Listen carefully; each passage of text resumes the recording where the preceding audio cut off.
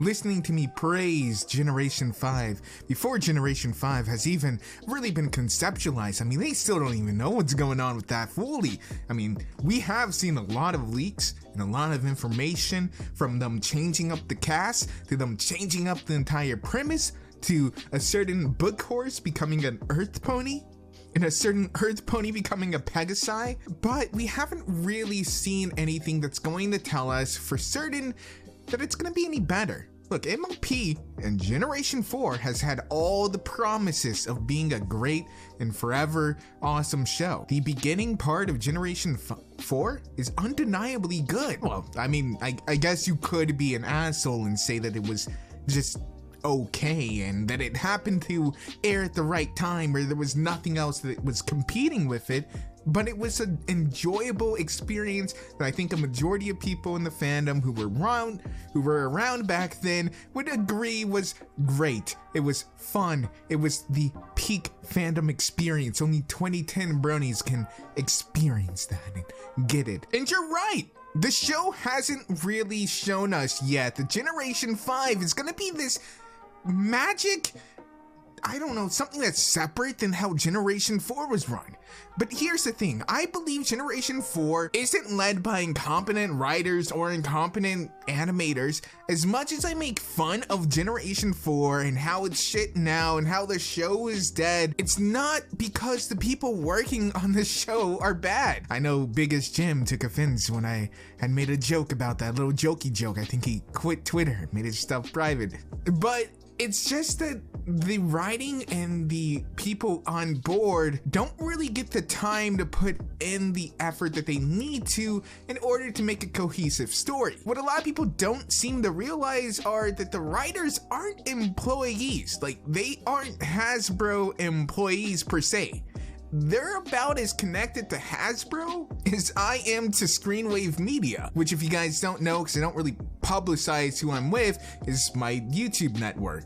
Which really means that they're just essentially contract workers. They're hired on for a certain amount of time and then they create content for that. And in fact, in the older seasons that we all know and love, they would have what's called a writing summit. People would get together, they would bounce off ideas, they would go over scripts, there would be some sort of cohesion. But in a lot of these newer episodes and seasons, they don't have that. The writers are independent contractors hired out by Hasbro, working independently of one another. That's why whenever they do make a reference to an old episode, they constantly do it in the episode where they remind you, hey, see, I remember an older script. And maybe that's because that person also wrote that script, or that he knew the person that wrote that script, or something along that lines. Right now, it's really just a showrunner who's going around saying, yes, this is okay, this is okay, this is okay. And then he sends it off to Hasbro, and Hasbro's like, yeah, all of this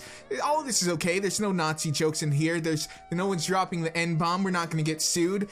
These can air. And that's where MLP is going wrong. There's no teamwork and friendship, it seems, in the show all about teamwork and friendship. It seems like it's a lot of people who are talented at what they do, I'm sure, but they're just working independently.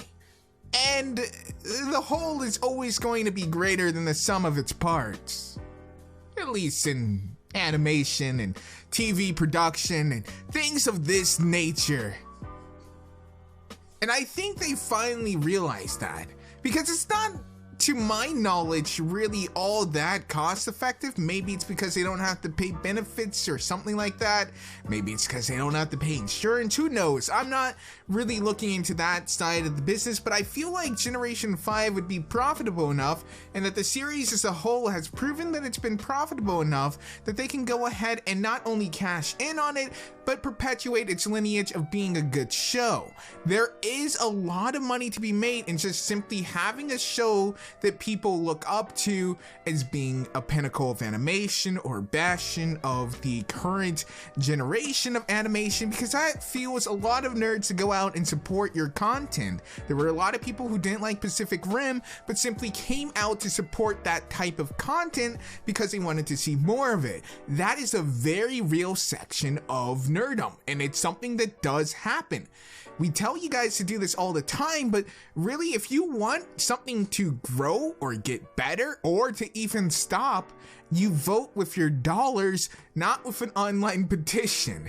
And I think in Generation 5, they'll go back to their roots. They're already getting rid of the main voice cast, it looks like, and they're replacing them.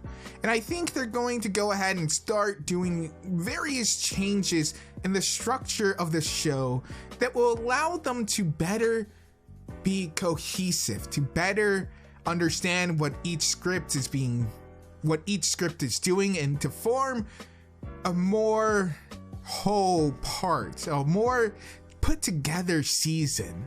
Something that's not a bunch of random episodes stringed together with a loose narrative. In the later seasons, you see, they keep on introducing topics that readily are just forgotten about. Even in this season, how often is the school actually brought up? Or even the kids? There seems to be episodes where the school doesn't even seem to exist, save for being in the background or in the intro. There seems to be multiple episodes that span months in which they just never go to class. Even the structure of class itself doesn't really make sense. People have full-time jobs. Rarity owns multiple stores, and yet she's a full-time teacher too? And there's only 5 of them to boot. I was about to say 6, but Twilight herself seems to take a more administrative role. Even things that were as far back as simply writing in the journal of the 2 sisters, that was kind of done away with pretty early on. In fact, it never really amounted to anything. The whole subplot of building up the castle just didn't go anywhere because Hasbro just gave her a new one that sprouted from the ground. And now that's another abandoned place. And it was only referenced one other time in season 8 at that. There have been good episodes, there have been good songs, but it's never been consistent. And I think that's because some writers just need a nudge from their peers. Some writers just need a little bit more time to refine it and mesh it with the other stories that are going on. We have large gaps in times, stuff that just doesn't really add up when you look at all the episodes together. And I think if Hasbro really wants to make Generation 5 profitable and more profitable, I'm sure they're gonna make money, but do they want that fan base, that rabid fan base that they used to have in 2010? If they want that cash cow back, I think they're going to sacrifice the few extra tens of thousands of dollars probably that they need to get an actual full-time staff of writers. People who are committed to the story, who aren't moonlighting on multiple other stories and shows, and that staff that's really gonna stick with it. I think at this point, the show's been through so many showrunners, which are the people who ultimately have the first creative say on the project before Hasbro, is telling. It's had more, I think it's had one every season or something crazy like that. It's had a bunch. It's gone through quite a few. And when you're changing leadership and you're changing staff so often, it's gonna leave a disconnect with the audience. People aren't gonna be as closely tied to what they're working on. It stops being a passion project and starts just being a project. And that's when some of the love just dips out of it. And it's no fault of the writers, no fault of the show creators. It's just what's gonna happen. And I think, and I hope, in Generation 5 they'll fix that.